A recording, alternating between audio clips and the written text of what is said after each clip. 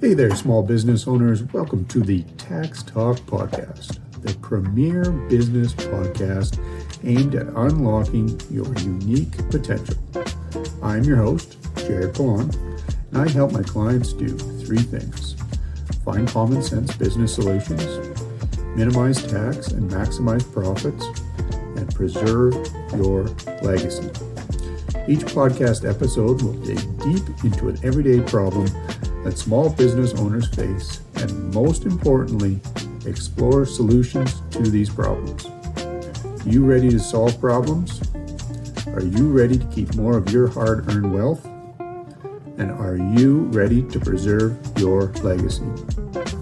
Let's get to it.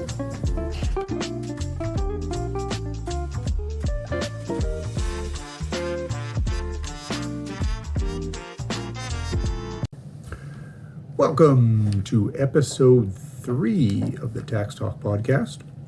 Today we are going to be looking at farm transitions. Are they fair? In case you missed it, there is a blog post in conjunction with this podcast that'll dive into the details a little bit more. But I just want to hit off on some of the major points and give you a bit of information to ponder on that can be important in not only transitioning your farm, but the same type of information would be applicable to any small business owner out there. So, number one, what are the most significant planning problems to be considered? Typically, when we're dealing with estate planning, succession planning, the biggest issue is just getting started. The plan is not a one-time thing. It's not a sit down over coffee on a Saturday morning and hammer out some details and you're done and you never have to think about it again. It's a process. It takes time. It takes buy-in from all the family members. And although it's maybe not the most ideal thing that people want to discuss, or maybe they don't think it's prudent to handle some of these matters, especially at earlier ages in life, it is very important to not only address transition planning, but also to address it early, to make sure that you've got a plan in place, it's on paper, it's organized, and all the parties that are involved with the plan are aware of it, know where to find the details if something ever is to happen. And that's just going to alleviate any stress down the road when, if someone were to unfortunately pass away, and then you're scrambling to try and, put some of this planning into motion, and a lot of times it's too late for that type of thing. So, most important thing, sitting down, figuring out a process, and then just coming back to the table on a regular basis to amend the plan and make sure it just continues to work for everybody. So, on to the unfairness part of it. So, say we have a farming couple. They are looking to transition. They want to move the farming operation and the land onto the kids. Maybe one kid is currently involved in the farm, the other is not. How are we going to divide this up?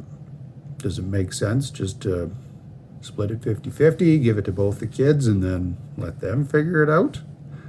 I mean, that's one way you could handle it, but given the different directions in life that these kids are, headed, it could be, the springboard for some very tough family discussions, and could result to some breakdowns down the road. The other option is to pass the farming assets on to the farming child, and then just pass, cash or some type of equivalent to the non-farming child. Again, you run into a couple of different problems here. Number one being able to find the cash necessary to equalize the estate. And number two is the individual that handles those farming assets going forward is now responsible for all the inherent risk of the farming operation, whereas the child that just pulls in the cash assets is free to spend that upon whatever they want. They can settle current debts, they can invest it, they could buy new property, whatever the case might be. So it becomes a bit tricky when you're looking to divide up the farming assets and to do everything on a fair and reasonable basis there. So it's important to have those discussions, and maybe you need to take into consideration some of that risk and discount the cash that's going to the non-farming child as a result. So speaking on that is insurance. Can we add in some life insurance into this situation to be able to equalize the estate? Definitely a possibility. Definitely something that I think not only farming families, but just small business owners in general are, maybe leaving on the table, foregoing this benefit, and not really taking advantage of everything that the life insurance policy could do for you. So the important thing to remember here is, specifically if you're looking to, maybe just cover off the estate, is the premiums are going to get drastically higher, as age creeps up. So that's why it comes back to that, importance of sitting down early, discussing this, and trying to get this plan in place long before it's ever going to be executed. It's a lot cheaper to, get some permanent life insurance in place at a young age than it is to be scrambling at the last minute and trying to implement term policies when, the original farmers are getting up there in age.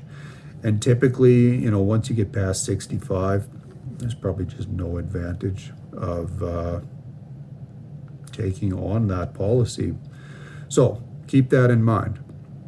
Now, if you can't execute the insurance, you can't add that on as a part of the transition plan, then a lot of families are wondering, can I just split out maybe the operational assets, and then maybe some of the farmland can go to the non-farming child?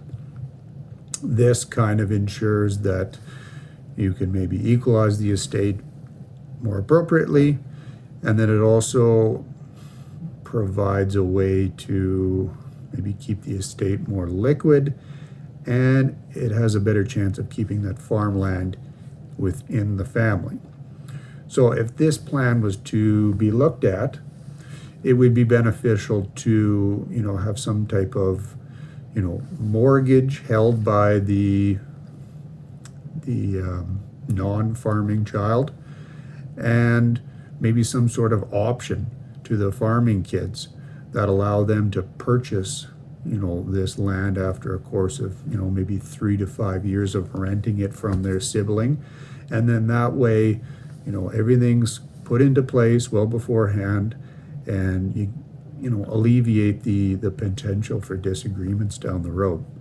So these are just kind of a couple things to take into mind when you're looking at transitioning the farm. Same type of information applies to small businesses in general. Typically you're going to have a lot of your estate value tied up in maybe the shares of that small business. Maybe you've got a son or a daughter that's coming in to take over, and you've got another child that's outside of the business. So how do you equalize things? How do you ensure that the business continues on down the road when you decide to move on, whether it's through retirement or otherwise? So these are some of the things to keep in mind. Most importantly, like I said before, just laying that plan out. Keep working it. Keep talking with the family This is going to, alleviate a lot of legal issues, a lot of tax issues, and most importantly, it's going to preserve family dynamics. Because the last thing you need in life is, someone unexpectedly passing away, and then, a bitter estate battle just breaking up a family. That's just not the way that we want to see things. So hopefully you got some value out of this one. Please remember to like, subscribe, hit notification bells, all that good stuff. Leave comments if you're on YouTube or on the social media channels. That helps this content get out to more small business owners there. And we will take some more requests. If you've got any ideas for anything upcoming, I'm putting together a series of small business podcasts with some other professionals here in the near term. So look for that in the near future as well. And I think that's it for now. Take care, and we will talk soon.